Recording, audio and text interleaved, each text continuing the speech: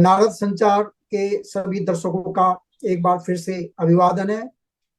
आज हम बात करेंगे एम्प्लॉइज प्रोविडेंट फंड ऑर्गेनाइजेशन, भारतीय भविष्य निधि संगठन द्वारा चलाई जाने वाली एम्प्लॉइज पेंशन स्कीम 1995, कर्मचारी पेंशन योजना 1995, जो कि भविष्य निधि संगठन द्वारा चलाई जाती है। इसके बारे में हाल ही में उच्चतम न्यायालय का एक फैसला आया है, जिसमें सदस्यों को एक विकल्प दिया गया है, उसकी अनुमति दी गई है कि वो विकल्प अपना सकते हैं, ताकि वो अपनी वास्तविक वेतन पे, जो उनका वास्तविक वेतन है, उस वेतन पर पेंशन पा सकें। तो इसके बारे में आज हम बात करेंगे कमांडर अशोक राउत, जो कि ईपीएस 95 पर जो नेशनल एजुकेशन कमेटी है उसके अध्यक्ष हैं। तो अशोक रावत जी, नमस्कार। जी बहुत बहुत नमस्कार आपको। बहुत खुशी हुई आप हमारे चैनल पर आए, और आप, जैसा कि आपने बताया, 2015-16 से एम्प्लॉइज पेंशन स्कीम 95 को लेकर अभियान चला रहे हैं। इनके जितने भी सदस्य हैं उनकी पेंशन बढ़ जाए, उन्हें भी सम्मानजनक तरीके से पेंशन मिले, उसके बारे में आप लगातार कोशिश कर रहे हैं। तो मैं आपसे जानना चाहता हूं कि आप जो ईपीएस 95 है, इसमें कितने लोग इससे जुड़े हुए हैं और कितना बड़ा इसका दायरा है, उसके बारे में थोड़ा संक्षेप में हमारे दर्शकों को बताइए। जी नमस्कार। ईपीएस 95 स्कीम जो है वो भारत के पूरे इंडस्ट्रियल वर्कर्स को लागू है। इसका जी। मतलब जो प्राइवेट सेक्टर है, जो पब्लिक सेक्टर है, पीएसयूज है, कोऑपरेटिव सेक्टर है, कारपोरेट सेक्टर है, इन सभी को ये स्कीम लागू है। इसका हम्म। अगर संक्षिप्त में बताया जाए तो हम्म। 75 लाख लोग आज रिटायर्ड है, 7 करोड़ लोग इसमें आज की तारीख में अंशदान कर रहे हैं, और पूरे इंडस्ट्रियल वर्कर्स की भारत की स्ट्रेंथ है 19.33 करोड़। ये इतना बड़ा दायरा है। जी। मेंबर जबकि आज की तारीख में सिर्फ 7 करोड़ है, और हम्म। रिटायर्ड लोग 75 लाख है। 75 लाख लोग इस पेंशन योजना का लाभ उठा रहे हैं। अब वो पेंशन उनको कितनी मिल रही है वो बात अलग है, लेकिन 75 लाख लोग इससे इसकी पेंशन ले रहे हैं, और 7 करोड़ लोग जो कि अभी सेवा में हैं वो इसमें अंशदान कर रहे हैं। आपका ये जी कहना है। तो रावत साहब, 4 नवंबर 2022 को हमारे देश के जो शीर्ष अदालत है, उच्चतम न्यायालय ने इस संबंध में एक फैसला कोई दिया है। वो फैसला क्या है, और उसका इन जो ईपीएस के जो पेंशन धारक हैं, या जो ईपीएस के अभी अंश धारक है, उसमें जो योगदान कर रहे हैं, उन पर क्या असर होगा? देखिए सर, ये फैसला जानने के लिए आपको संक्षिप्त में स्कीम जाननी होगी, तो मैं जी। ज्यादा समय ना लेते हुए आपको बताऊंगा कि हम्म। ईपीएस 95 स्कीम ये कॉन्ट्रीब्यूटरी पेंशन स्कीम है। मतलब जी। जब कोई कर्मचारी औद्योगिक क्षेत्र में काम करता है तो वो उसके 12% पीएफ के कटते हैं, और उसका जो नियोक्ता है, जो मालिक है कंपनी का, जी। हम्म। जो एडमिनिस्ट्रेशन है कंपनी का, वो 12% उसके वेतन पे, पूरे वेतन पे वो भी 12% योगदान करता है। वो भी योगदान करता है सामाजिक सुरक्षितता के लिए इस एम्प्लॉय के।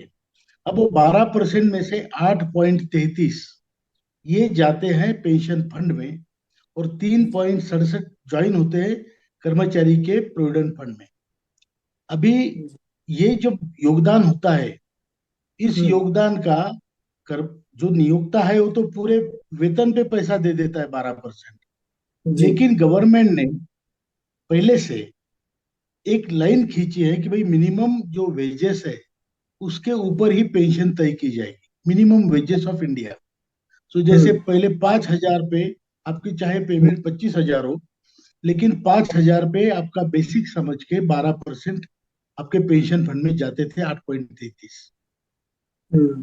तो इस हिसाब से आपको एक एक बार ये ऐसा तय किया था कि जो मिनिमम न्यूनतम पेंशन सैलरी है उसके ऊपर जो कटेगा उसी के आधार पे पेंशन मिलेगी।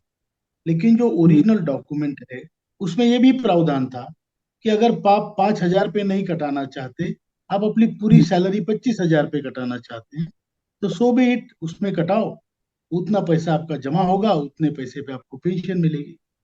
तो ये हम्म, पहले से प्रावधान था, ये जी। कोई नई बात नहीं, सुप्रीम कोर्ट ने कही, ये नई बात नहीं है, ये प्रावधान था। लेकिन हाँ। हुआ ये कि बीच में ईपीएफओ ने एक तरफा कई प्रावधान इस स्कीम के हटाए गए।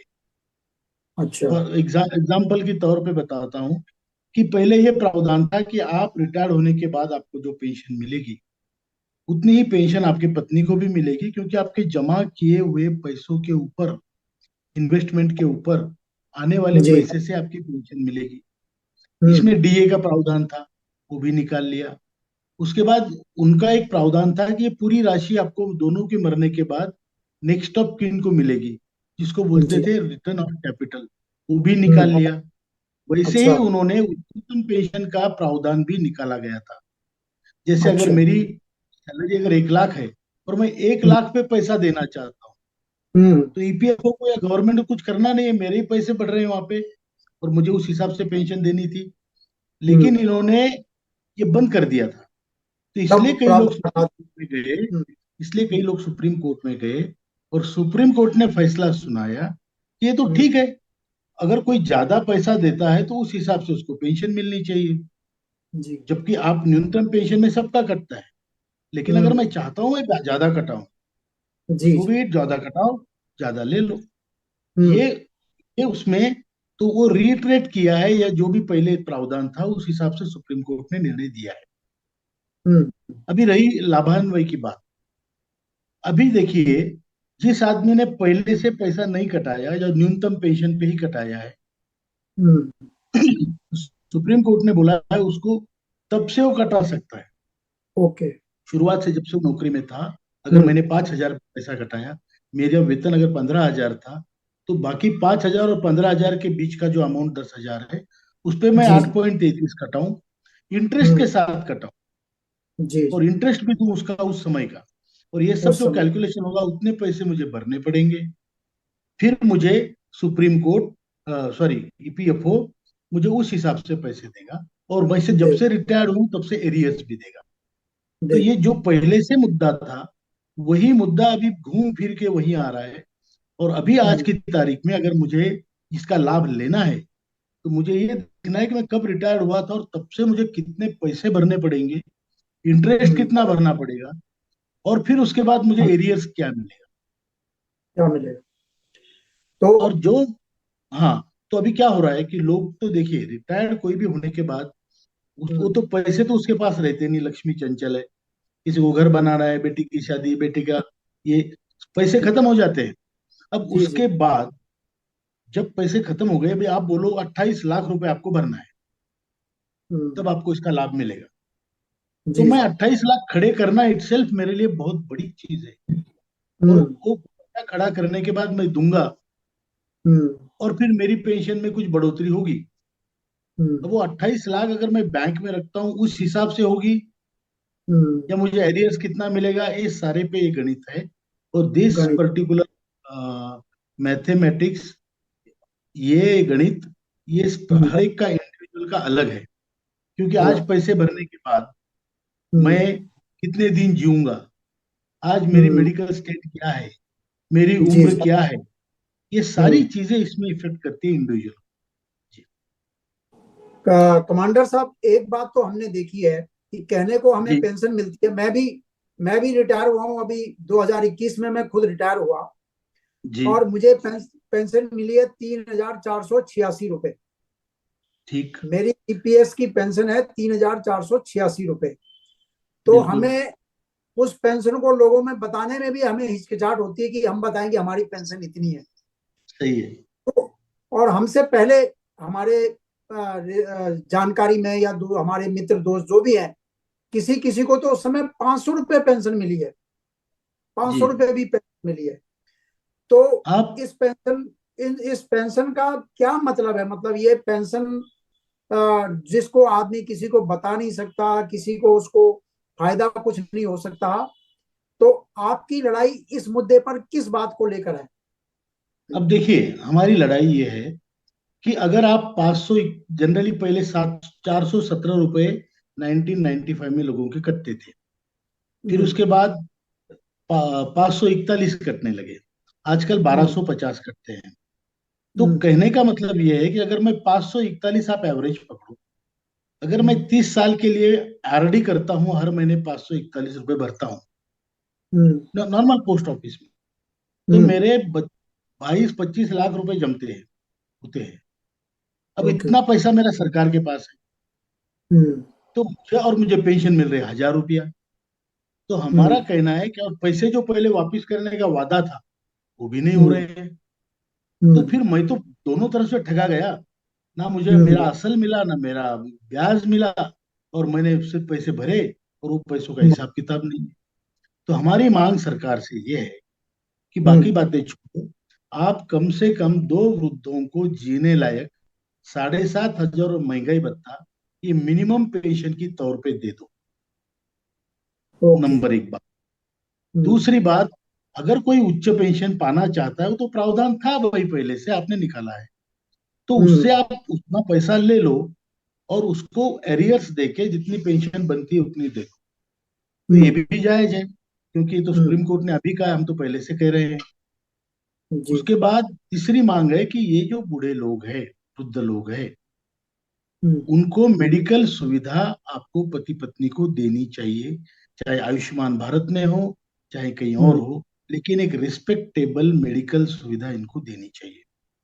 फिर जी। चौथी बात हमने ये कही है कि देखो, हम्म। आपके पूरे हमारे देश में 19.33 करोड़, इतनी संख्या में लोग अगर इंडस्ट्री में काम करते हैं, चाहे वो प्राइवेट हो, पब्लिक हो, पत्रकारिता हो, हम्म। हम्म।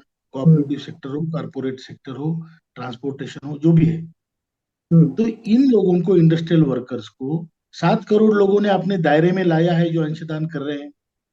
जी। बाकी 13 करोड़ किधर है? उनको भी दायरे में लाओ और उनको भी उनकी भविष्यता निश्चित करो, भविष्य की चीजें।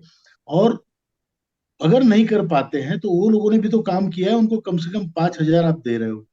आप ज्येष्ठ हम्म। नागरिक को ऐसे ही 2,500 बांट रहे हो, 3,000 बांट रहे हो, विदाउट एनी कॉन्ट्रीब्यूशन। जी। जी। आप एमपी एमएलए को विदाउट कॉन्ट्रीब्यूशन पैसे दे रहे हो, आप कहीं खैराते बांट रहे हो। लेकिन जी। जिन लोगों ने भाई पैसा भरा है उनको दे दो। और इस तबके में, इस समाज में, ईपीएस के जो लोग इस दायरे में नहीं आए, उनको या तो दायरे में लाओ, जी। क्योंकि कई मालिक तो चाहते हैं दायरे में ना आए, मैं 12% क्यों भरूं। जी। लेकिन सरकार की जिम्मेदारी है, ईपीएफओ की जिम्मेदारी है कि इन लोगों का भविष्य भी सुरक्षित हो, तो इनको जी। भी दायरे में लाए। ये हमारी चौथी मांग है। ये चार मांगे लेके हम चल रहे हैं। ओके। एक, मैंने पहले भी कई वीडियो सुने हैं और लेख पढ़े हैं। आपने एक बात जो उसमें कही है वो काफी महत्वपूर्ण बात है कि आप कहने के लिए आप पेंशनर हैं कि आपको पेंशन मिल हम्म, रही है। वो मायने अलग है कि पेंशन कितनी मिल रही है, वो बात अलग है। लेकिन सही कहने बात है। के लिए आप पेंशनर हैं, और उस पेंशनर कहलाने की वजह से आपको दूसरे कई फायदे जो कि भारत सरकार देती है वो नहीं मिलते हैं। बिल्कुल सही उसके बात है। बारे अभी देखिए, उसके हाँ, अभी उसके आपको बारे अगर में। 1,000 रुपये पेंशन है, 800 रुपये पेंशन है, तो आप जी। तो पेंशनर हो गए। हाँ। आपको जो भी फ्री का राशन मिलता है वो नहीं मिलता, क्योंकि आप पेंशनर है। आप पेंशनर कई है। जो सरकारी स्कीमें हैं वो बोलते हैं no you are pensioner, you are out. और मैं कुछ नहीं कर रहा हूँ, मेरे पास चाहे प्रॉपर्टी हो, लेकिन मैं पेंशनर नहीं हूँ, मेरे पास हम्म। चाहे जो हो, बिजनेसमैन हम्म। हो, मैं ले सकता हूँ। तो ये हम्म। चीजें दुरुस्त होनी चाहिए। जो हम्म। पेंशनर है भाई, पेंशनर है तो है कितनी पेंशन उसको। आज सर जी। आप आश्चर्यचकित होंगे कि हम्म। 1,000 पेंशन की है इस सरकार ने 2014 में, 1,000 हम्म। मिनिमम। जी।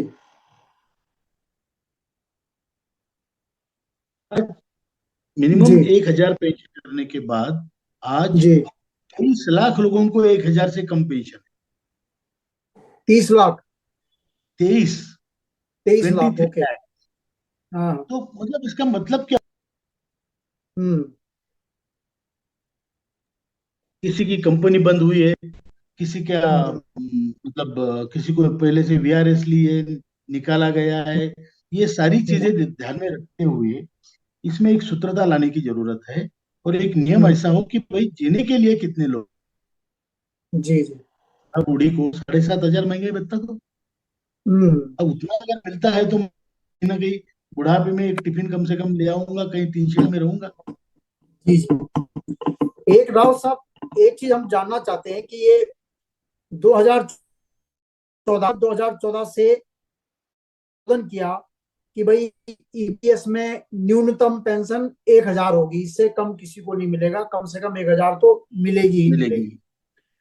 और जिस राशि पे पेंशन कटती थी उसको 6,500 से बढ़ा के 15,000 कर, कि हम्म। आपकी बेसिक पे कितनी भी हो, आपको 15,000 पे 8.33 काट के हम पेंशन कोष में डालेंगे। पहले ये 6,500 रुपए था। तो जैसा कि आपने बताया कि अब 1,250 रुपए उसमें जमा होते हैं।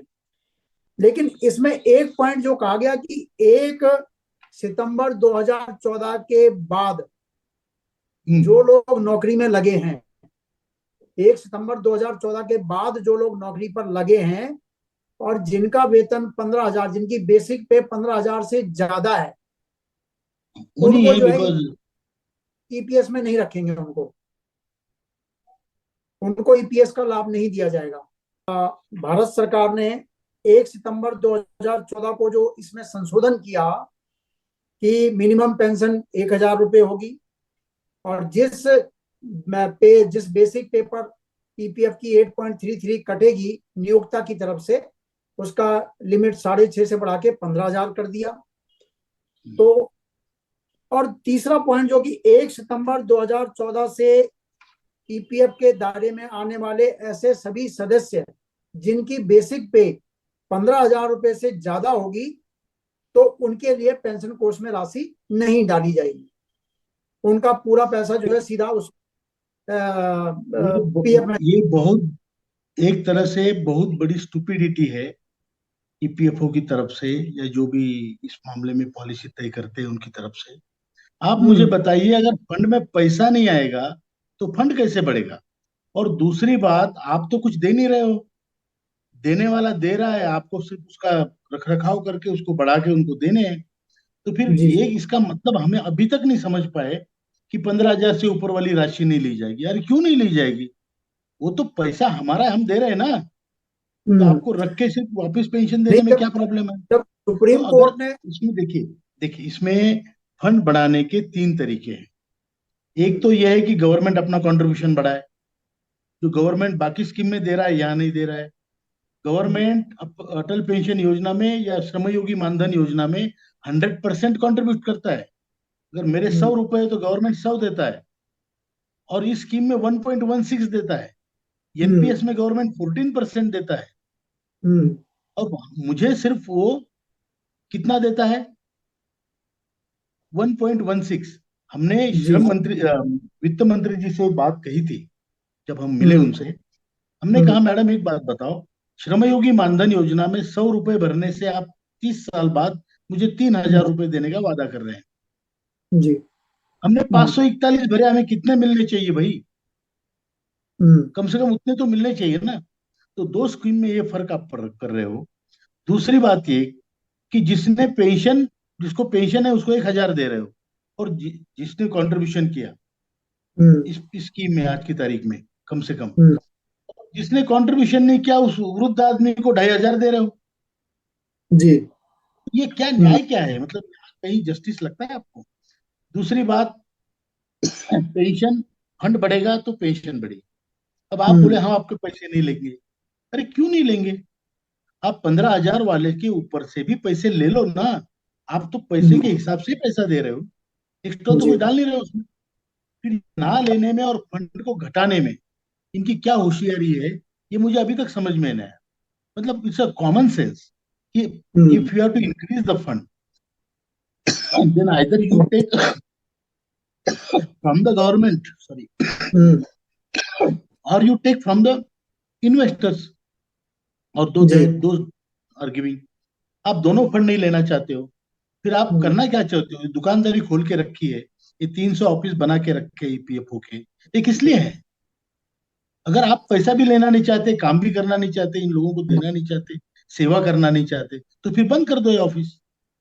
नहीं, अगर ये व्यवस्था है तो जब उच्चतम न्यायालय ने सबको एक ऑप्शन दिया है कि आप 15,000 रुपए से ऊपर की अपनी बेसिक पे पर भी विकल्प का इस्तेमाल करते हुए पैसा जमा करा सकते हो, बिल्कुल तो करा मैं सकते ये हैं। मानता हूँ कि नए लोगों को कि जो 2014 के बाद नौकरी पर लगे हैं, उनको भी क्यों नहीं ये मौका दिया जाना चाहिए, उन्हें भी अभी ये दिया मौका। गया है। इस सुप्रीम कोर्ट के निर्णय से ये अच्छी बात हुई है।